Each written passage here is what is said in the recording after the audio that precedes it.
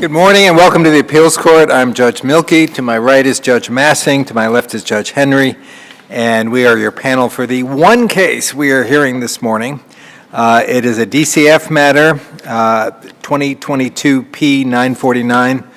I want to remind the parties that, as you all know, since you're pros, that it is impounded, so please refer to the parties only by status. We have obviously read the briefs and looked at the record appendix, so we're familiar with the facts and the main arguments. Therefore, I would urge the parties, to the extent possible, to cut to the chase. So, Attorney Foster. Did you call the case? Did you give the name? Yes. Okay, try it. Good morning. May it please the court, I'm Attorney Catherine Foster on behalf... Could you just angle it? It's Sure. directional. Is this better? Yes. Okay. Attorney Catherine Foster on behalf of the mother in this case. In 2018, mother stipulated to current parental unfitness, and in 2018, DCF presented evidence of mother's current parental unfitness. That evidence comprises the majority of the record. But in January 2022, at the time of trial, DCF was required to produce evidence to prove mother currently unfit again. But between 2018 and 2022, there is a strange and troubling gap. In the year and a half leading up to trial, there's no evidence for approximately 8 months. The court acknowledges this in what is frankly a rather bizarre finding in the middle of it, note actually in the middle of its findings. Between findings 77 and 78, quote, no testimony or exhibits document what occurred from late 2020 to mid-2021. Finding 77 leaves off in October 2020, and finding 78 picks up in July 2021, 8 or 9 months. To terminate parental rights, though, the court has to look at the time before. We are talking about the height of COVID, correct?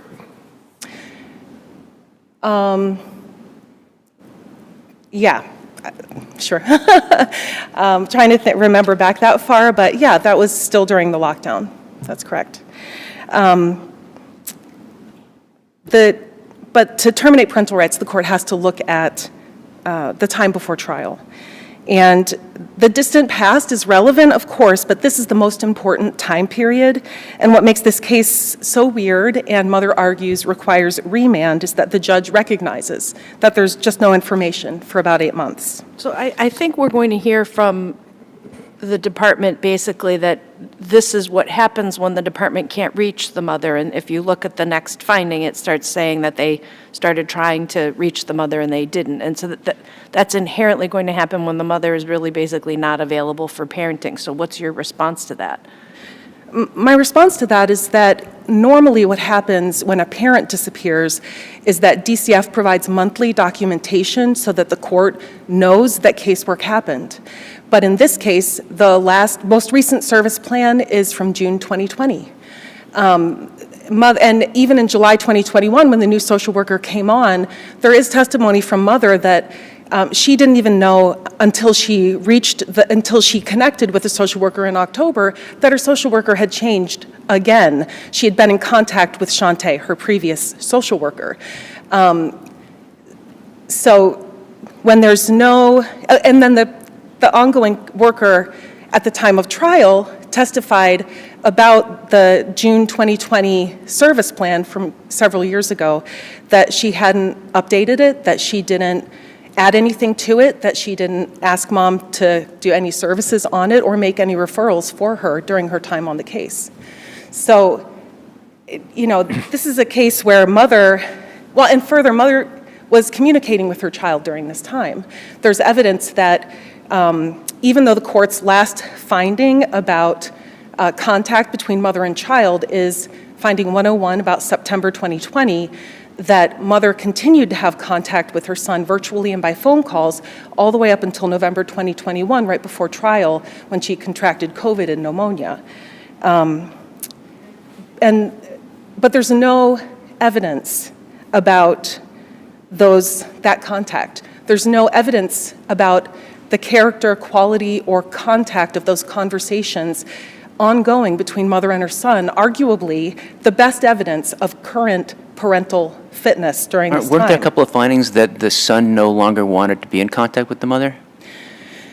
There is some evidence to that effect, but there's also, for instance, mother's attorney discusses with mother during her testimony some dictation that the department could have introduced, where in September 2020, the child expresses that he misses his mother, and in March 2021, he says he wants to meet her in person. That's at transcript 167 and 168. So a stale statement from the child in February that's contradicted by more recent evidence, where the department could have introduced evidence during any of this time period about the content of the interactions between mother and her son, and how son responded to mother, his more current position with Well, actually, evidence. I mean, isn't his more current position that he filed a brief in this matter of favoring termination? Sure, and the attorney's representation of the child's position is absolutely entitled to weight by your honors, but it isn't evidence.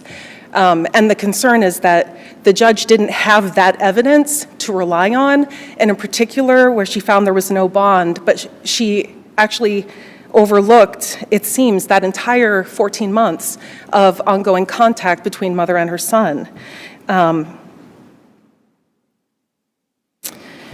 But at this point, tell me if I'm wrong, the last in-person contact between mother and son was May of 2019. So That's correct. as of next month, it'll be 4 whole years. The child will be, if memory serves me correct, 16 in September. We're only talking about a little over 2 years left before the child reaches his majority and can do whatever he wants. Based on these facts in this record, how can you say that there is evidence of a bond between mother and son? Well, I guess my argument is that no one could, because there isn't enough evidence. I mean, there's an entire 14 months where the judge completely overlooked all contact that was ongoing. Mother's attorney tried to elicit some of that contact from the adoption worker. She said, of the most recent visit before trial in November 2021, how was it? Did it go well? And the adoption worker said, I'm not sure. I don't participate in those.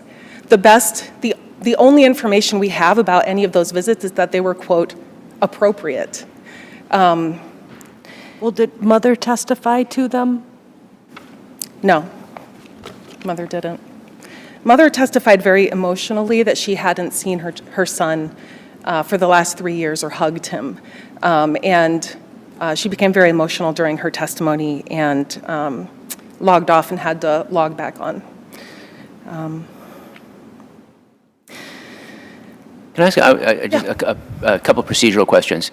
This was on as a review and redetermination? That's Is that, why was that? And how does that affect the standard, if at all? Yeah, so after there is a finding of unfitness, every 6 months, or not less than 6 months, any party can bring a motion for what's called review and redetermination for the court to look again and see if the parent is still unfit. In this case, DCF brought the motion for review and redetermination, and it was allowed. And that means... That was after mother had stipulated to unfitness as of 2018? In 2018, yeah. Okay. And so at the trial for review and redetermination, if a parent moves for review and redetermination, they have some burden to show that there was a change. When DCF moves for review and redetermination, they have the burden to show most recently, currently, now, what is the evidence of unfitness? So while the judge doesn't start with a blank slate, and the judge can rely on the old information, the important information that the judge needs is the current information. So if I'm hearing you correctly, you're saying there's no difference between this and the ordinary termination context, other than the fact that there was a past stipulation of unfitness? It's incredibly similar because the judge can rely on, look at that old evidence. But the burden is on the department to produce current evidence of unfitness. But it always is. It always is. It always is, yeah. Okay. But in adoption of Aaron, the court talks about looking at facts that have metamorphosized, have changed, that are different since the last finding of unfitness in the last time period. And in this case in particular, the problem with the court relying on old evidence regarding this mother and this child is that not only did mother change, she was single at the time of trial, she was employed, she had stable housing, she had visited with her son regularly, virtually and by phone calls, but this 8-year-old that was removed and the child who was 10 when mother was adjudicated was now a teenager he wasn't learning to read, he was, studying and playing sports and dreaming of going to MIT. And the concerns about mother when the child was 8, there's no indications about how mother in the current context could parent a teenager and how the teenager would respond to her parenting. And those are the facts that I think adoption of Aaron would counsel us to focus on, and those are the facts that are not in evidence here. The court also, because But so, I mean, then there's, in DCF's brief, I think it's DCF's brief, maybe it's this child's brief, goes through a litany, or the judges too, of 7 times after 2018, where the police had to be involved to incidents that showed the mother's instability, and there's open issues of mental health and substance abuse or substance use still, it seems, from the findings. Aren't those relevant? well, as far as things from October 2020 are relevant, because all of those police responses end in October 2022, even though the DCF requested them earlier than that in 2021. So there weren't any after October 2020. And there are other things like the court found that mother, quote, stopped attending reviews because the social worker said, no, to my knowledge, no, mother didn't attend foster care reviews during her 6 months on the case. But the problem is there's no evidence I think you're right about that one. But I think you're right about that one. Okay. But personally, but what about but what about the open issues of substance use and mental health and domestic violence? Well, with regard to domestic violence, mother was single at the time of trial, and since June 2020, there's no evidence of any casework involving, her seeking services for domestic violence. In particular, the social worker at the time of trial explicitly said she didn't do any casework. She didn't ask her to do services or make any referrals. So the fact that she's single is probably the best evidence on the issue of domestic violence. And as far as mental health and substances, the evidence at trial was that she was inconsistent, but still working through her issues. And importantly, for the first 8 years of the child's life, mother had the same issues, and mother parented him well.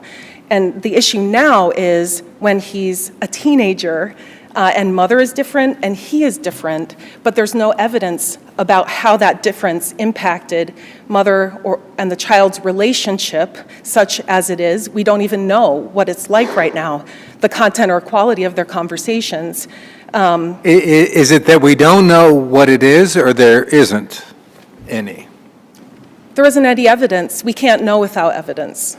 I think that's the answer. But isn't there evidence, for example, that the mother was given certain opportunities for contact and didn't pursue them? I think in late 2019 or maybe early 2020. But again, my focus is on the most recent year and a half, 2 years before trial, and in that time she wasn't. Or, I'm sorry, there's no evidence whether she was given any opportunity or not. There is evidence in March 2021 that the child missed her and wanted to see her in person, but that's it. And another procedural question for you. Yes. You make some claims about the evidence being improperly admitted.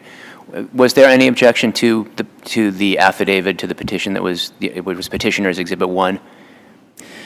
I don't know that there was, I don't think that there was an objection, and Sister Counsel is correct that there were no motions in limine, but I would just... And I mean, aren't the counsel for the appellees right also that especially particularly finding 19 about that, which you say shouldn't be in there, it is about an incident at school, I think, right? Yeah. Investigator Romulus responded to Blackstone School, and Jabril reported that his mother lied to him about being stabbed. Something like those are all based on second-level hearsay where they identify the speaker. Isn't that admissible under adoption of Luke?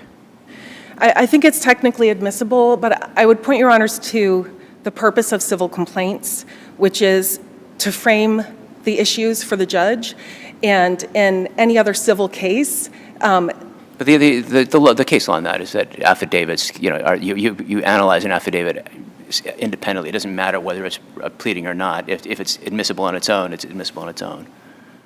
And anyway, that's the clock's I'm sorry. running. So. Yeah, in this case, I think it's complicated because the pleading and the affidavit are so intertwined.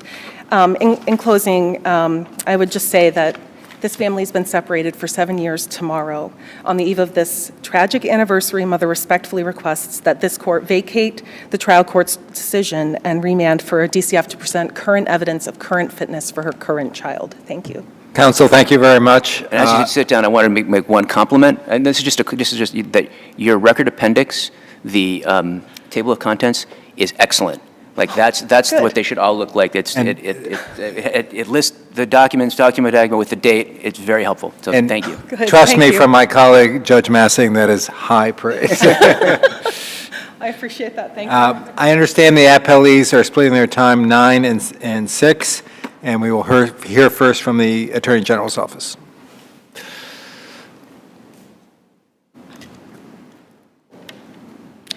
Good morning, and may it please the court. My name is Vanessa Lawrence, Assistant Attorney General for the Appellee Department of Children and Families. This case concerns an appeal from a decision of the Boston Juvenile Court finding mother unfit to parent and terminating her parental rights. For clarification purposes, I'll be referring to the child simply as the child.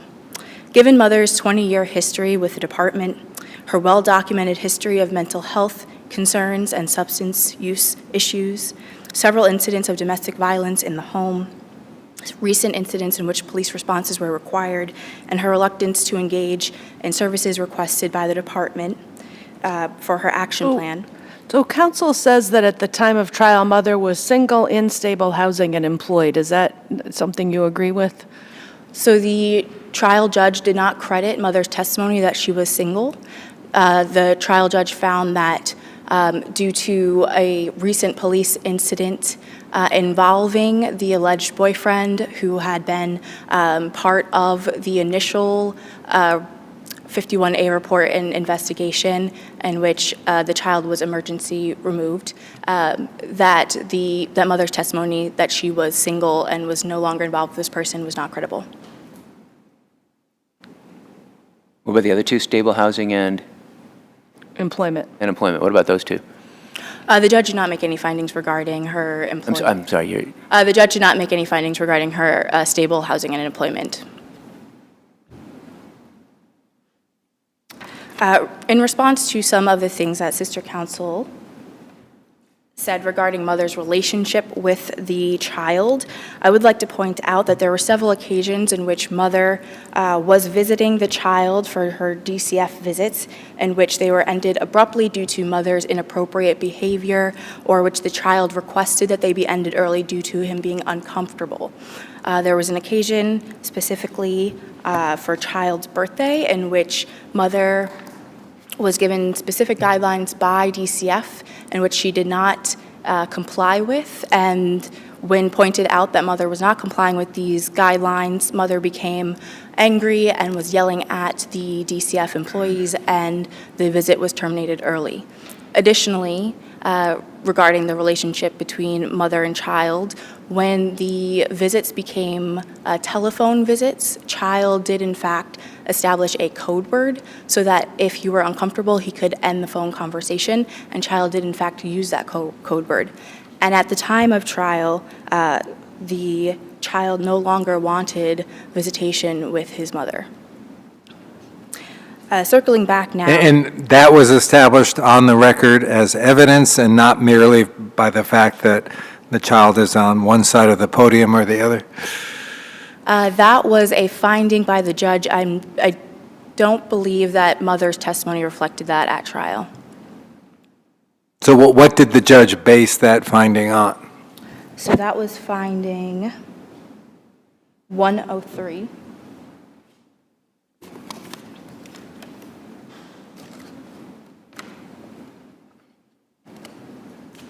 Adoption social worker Romaine's testimony is what it says.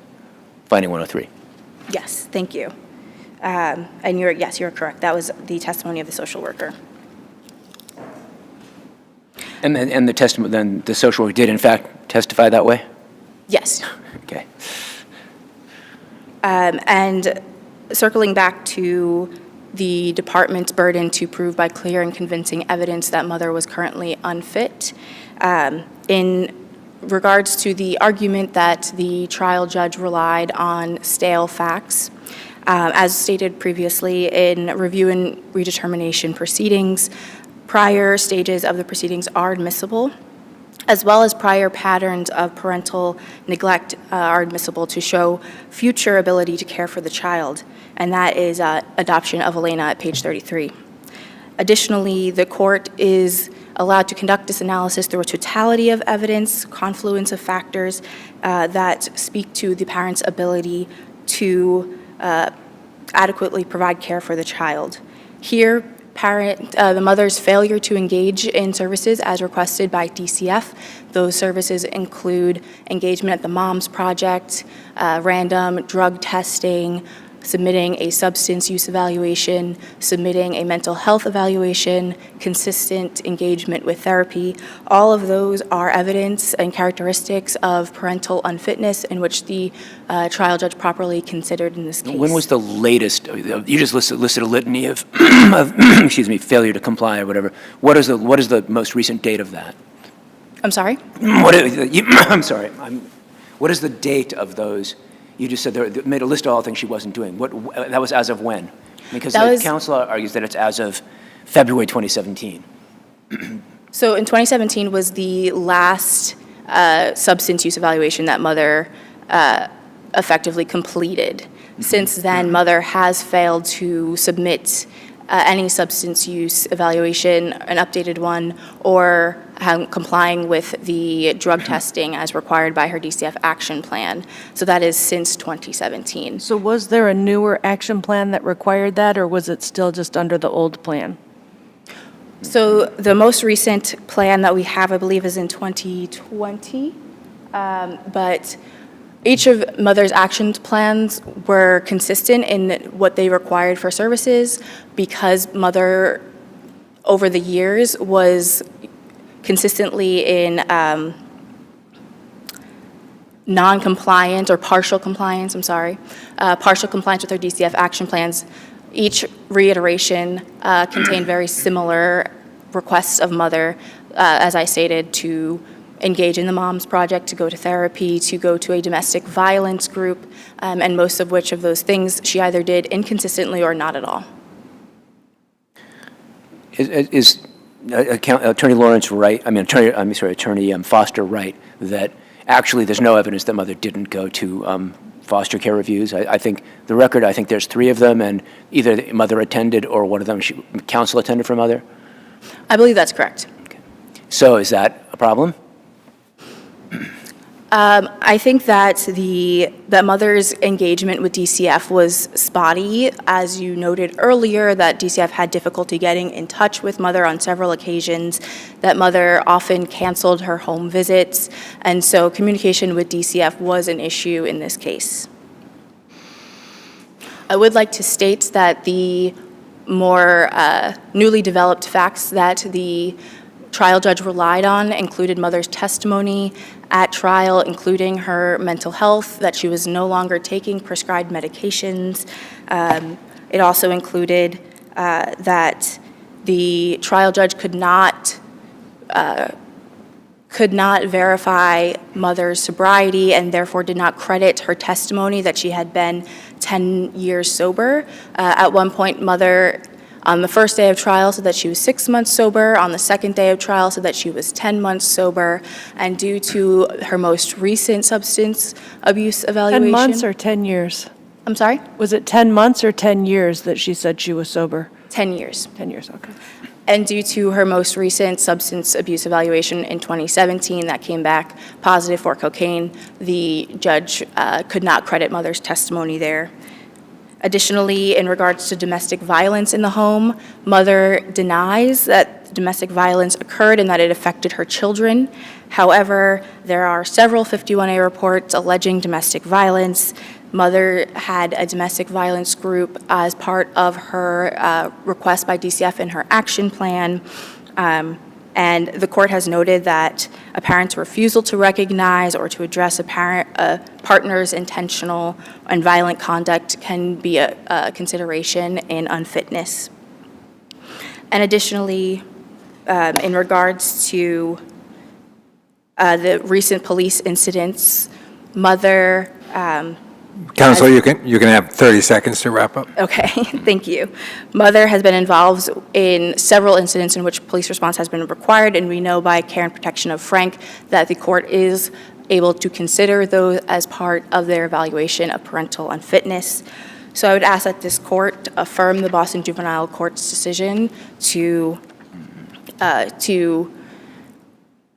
find that the child is still in need of care and protection and to terminate mother's parental rights. Thank you. Thank you, counsel. We will hear from Attorney Tierney for the child.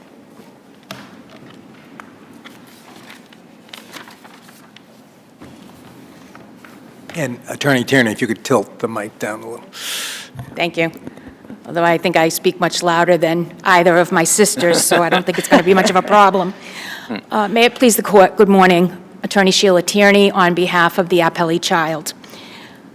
I'd like to start off by first bringing to the court's attention what I believe is a flaw in Mom's claim that while the record is sparse between late 2020 until July of 2021, when a new DCF worker was appointed in her case, in fact, Mom testified at trial that with the efforts that the newly appointed worker from July of 2021 through trial attempted to make to Mom admitted in her testimony that she just didn't return DCF's calls. She didn't get back to them. And that can be found at the transcript on page 186. And I would also like to address Justice Massing's question about the issue of when it's a review and redetermination hearing. And this court, in a custody of a minor number 2, basically stated that the focus when the hearing is a review and redetermination hearing should be on whether there has been a metamorphosis of any of the factors that led to the finding of the parent's unfitness at the time of the stipulation, or any newly developed evidence, versus at the time of the trial of the rehearing and redetermination that would impact the biological parent's relationship with their child. Well, that sounds like a standard for when the parent seeks review and redetermination. Isn't it different when the department does? Well, I understand, Judge, that the department still has the burden. I do believe that the focus still is on whether there's been any change in Mom's condition in terms of her issues that she was suffering from as a parent at the time that she stipulated to unfitness and at the time of the trial. And when she stipulated unfitness, was there, I guess the DCF must have gotten temporary custody permit at that point, or? So, Judge, DCF had temporary custody on an emergency basis going back to April 15th of 2016, when the child was removed because of the domestic violence in Mom's home. The department was given permanent custody of the child when Mom stipulated on May 11th of 2018. But there had not been a TPR at that point? No, they had not. And so that was what, so the department's request to bring it forward was based on seeking to terminate parental rights at that point. Exactly, Your Honor, because more than 2 years had passed, because by the time we got to trial, Mom had stipulated to unfitness in May of 2018, and then the trial was held in January of 2022. You know, there were some procedural glitches. Mom had an attorney. There was a dispute between Mom and the attorney. The attorney was allowed to withdraw on the eve of an earlier scheduled trial. So Mom effectively, Your Honors, had from April of 2016 until January of 2022 within which to try and rectify her parental failings. And But it's still the department's burden to demonstrate those failings in that period, isn't there? Yes, it is, Your Honor, and I believe that the record clearly demonstrates that the department did that.